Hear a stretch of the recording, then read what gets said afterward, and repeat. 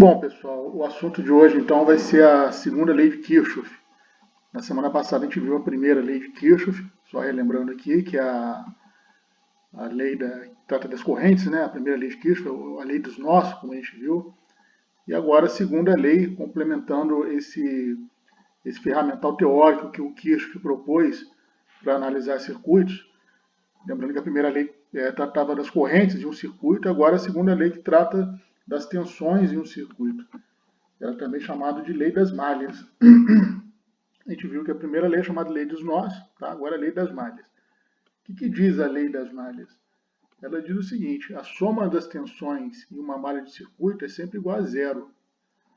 Tá? Então, se eu observar uma malha de circuito, somar as tensões nessa malha de circuito, eu sempre vou encontrar zero. Não importa a geometria dessa malha, não importa que tipo de elementos que eu tenho nessa malha, pode ser um elemento resistivo, pode ser um elemento reativo, pode ser um elemento ativo. Tá? Sempre que eu tiver uma malha de circuito fechada e somar as tensões dentro dessa malha, eu sempre vou encontrar esse resultado, zero. Mas aí vocês podem estar se perguntando, mas afinal de contas, o que é uma malha de circuito? Então vamos ver, o que seria uma malha de circuito? Vamos pegar um circuitinho bem simples. Antes vamos pegar a definição. Uma malha de circuito é uma porção fechada de um circuito elétrico qualquer. Tá? Vamos pegar um exemplo aqui, onde eu tenho um circuito bem simplesinho, onde eu tenho uma fonte de tensão e tenho aí três resistores, R1, R2 e R3. Fechou o circuito. Fechou o circuito, isso aqui é uma malha. Tá?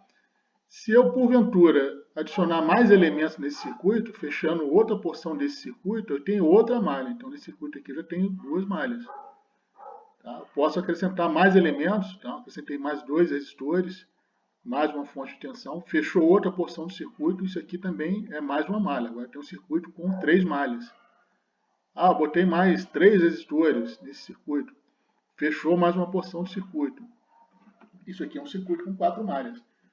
E assim por diante, eu vou acrescentando elementos, vou fechando porções do circuito e isso vai acrescentando malhas no meu circuito. E conforme a segunda lei de Kirchhoff, em cada uma dessas malhas, se eu somar a tensão dessas malhas, eu vou sempre encontrar o mesmo resultado, que é zero. Tá? Eu posso ter um circuito com quantas malhas eu imaginar. Por exemplo, aqui tem um circuito elétrico de um amplificador. Eu posso ver que tem uma malha aqui, mais outra malha aqui, duas, três malhas, 4, 5, 6, 7 malhas, 8, 9, 10, 11 malhas que eu estou vendo aqui que estão bem explícitas, né? Fora as malhas que estão implícitas, porque cada símbolozinho desse de terra aí fecha mais uma malha também. Tá? Se eu unir dois símbolos de terra desse, eu estou fechando mais uma malha. Tá? Então eu posso ter quantas malhas quanto forem possíveis no circuito. E novamente, cada uma dessas malhas, a soma da tensão, a soma das tensões dessas malhas vai ser sempre igual a zero. Vocês devem estar se perguntando, então, onde estão as tensões nessas malhas? Tá? Onde que eu vou verificar essas tensões em uma malha? Bom, vamos pegar esse circuito simplesinho aqui, composto de uma fonte, uma tensão qualquer, e três resistores que eu chamei de R1, R2 e R3. Bom, uma tensão já está bem explícita aqui, é a própria tensão da fonte. Tá? Então, eu represento por essa seta curva, tá? O polo negativo da fonte, que é o tracinho menor, eu vou representar pela parte posterior da seta, e a ponta da seta vai ser o polo positivo. E vamos observar que essa fonte está fornecendo corrente para esse circuito. Então, vai ter uma corrente passando por esse resistor R1, tá? E essa mesma corrente vai passar pelo resistor R2, tá? O circuito está em série, então a corrente vai ser igual para todo mundo. E essa mesma corrente vai passar pelo resistor R3. Bom, vamos dar uma olhada com mais atenção em um desses resistores. Pô, se está passando uma corrente por um resistor, a gente vai lembrar lá da primeira lei de Ohm, que diz que a tensão é igual a resistência vezes corrente. Ou seja, se eu multiplicar a resistência pela corrente, eu vou achar uma tensão. Ou seja, se tem uma corrente passando por uma resistência, então vai gerar uma tensão aqui. Tá?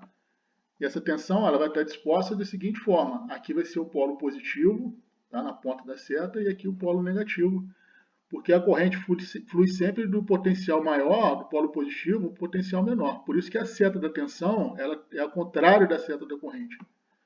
Tá? A mesma coisa vai acontecer aqui no R2. Está passando uma corrente pelo resistor 2, então vai causar uma tensão nesse resistor R2. Tá? Lembrando que essa tensão, a seta da tensão, ela tem sentido contrário da seta da corrente, ou seja, a corrente flui do polo positivo para o negativo.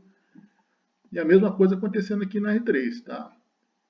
Corrente passando pelo resistor causa uma tensão de tal forma que a corrente flui do polo positivo para o polo negativo.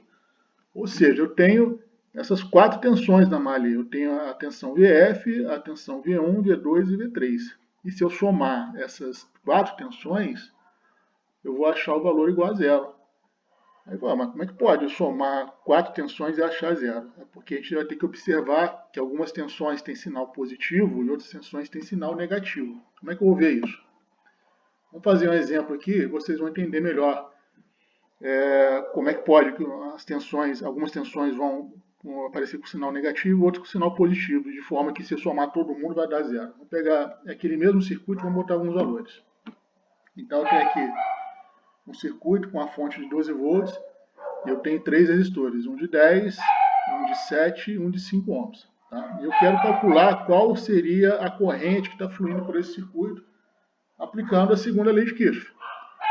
Então vamos adotar aquele procedimento que a gente acabou de ver. Aqui eu tenho a tensão da fonte, tá? Eu boto a seta da tensão apontando para o polo positivo da fonte, tá? E nos resistores eu vou ter as correntes fluindo por eles, tá? E como a corrente está passando por um resistor, lembrando lá da primeira lei de Ohm, vai causar uma tensão nesses resistores. Então aqui no V1, tá? Aqui no V1 sobre o resistor de 10 ohms, o V2 sobre o resistor de 7 ohms e o V3 sobre o resistor de 5 ohms. Tá? Ou seja, as tensões que eu tenho nessa malha são essas 4 tensões aí, uma tensão de 12, o V1, o V2 e o V3. Tá? Eu não sei o valor de V1, nem V2, nem V3, eu só tenho o valor da tensão da fonte por enquanto. Mas a gente vai descobrir já, aplicando a segunda lei. O que a gente vai fazer agora é fazer uma varredura do circuito, tá? Começando de um ponto qualquer. Eu vou escolher esse ponto aqui, mas podia ser qualquer outro, e vou percorrer esse circuito observando as tensões. Então eu vou percorrer todo o circuito, tá? E assim que eu percorro o circuito, eu vou observando as tensões, e à medida que eu encontro essas tensões, eu vou anotando, tá? E vou montar uma equação onde essas tensões vão aparecer com sinal positivo ou negativo, conforme eu encontro elas. Como é que vai funcionar isso? Vamos ver aqui. Então, partindo daquele ponto que eu escolhi, eu começo a percorrer o circuito. Opa, encontrei uma tensão aqui. Eu encontrei essa tensão pelo polo negativo dela. Tá? Então, essa tensão vai aparecer na minha equação com sinal negativo. Então, eu escrevo lá, menos 12 volts. Então, eu boto aqui, menos 12. E vamos continuar varrendo o circuito. Então, continuo varrendo. Encontrei outra tensão, agora o V1, né? Só que agora eu encontrei o V1 no polo positivo. Então, ele vai ser positivo. Vou escrever mais V1. Então, eu boto lá na minha equação, mais V1. Continuando a minha varredura. Continuei, encontrei mais uma tensão. De novo pelo polo positivo, e agora a tensão V2. Então eu escrevo mais V2. Continua a minha varredura. Encontrei mais uma tensão, de novo pelo polo positivo, e agora o V3. Então eu escrevo mais V3. E voltei ao ponto que eu comecei. Então fechou o circuito. Então o que diz a segunda lei de Kirchhoff? A soma das tensões em uma malha é igual a zero. Então, eu fechei a malha, percorri toda a malha, somei todas as tensões, deu essa equação aí, menos 12, mais V1, mais V2, mais V3. Então, o resultado disso aqui tem que ser igual a zero. Então, essa aqui é a equação dessa malha, é a equação que define essa malha de circuito. O que eu tenho que fazer agora é escrever V1, V2 e V3 em termos de corrente e resistência e resolver a equação. E a gente vai ter a corrente desse circuito. Então vamos continuar aqui. Então vamos lá, o menos 12, eu repito, não mexo nele. Vamos lembrar que o V1 é o resistor de 10 ohms multiplicado pela corrente I. Então eu escrevo mais 10I. O V2 é o resistor de 9 multiplicado pela corrente I. Então eu escrevo mais 9I. E o V3 é o resistor de 5 ohms multiplicado pela corrente I. Então eu escrevo mais 5I e fechou a equação, igual a zero.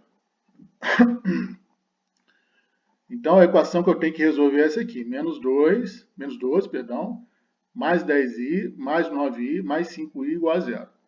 Bom, observem que esse menos 12 eu já posso jogar para o lado de lá. Então ele está menos 12, vai passar para o lado de lá com um sinal positivo. E eu vou ter essa equação aqui, 10i mais 9i mais 5i igual a 12. Bom, agora eu tenho o i nas três parcelas do lado esquerdo da equação. Então eu posso botar esse i em evidência. Eu escrevo i que multiplica essa soma aqui, 10 mais 9 mais 5. Isso tudo aqui igual a 12. Bom, beleza, já estamos chegando lá. Agora escrevo que i vezes essa soma 10 mais 9 mais 5 dá 24, então fica i vezes 24 é igual a 12. Então o 24 passa para o lado direito da equação dividindo, vai ficar i é igual a 12, dividido por 24. Ou seja, a minha corrente vai ser meio ampere, 0,5 ampere. Esse aqui é o resultado da corrente para esse circuito aqui.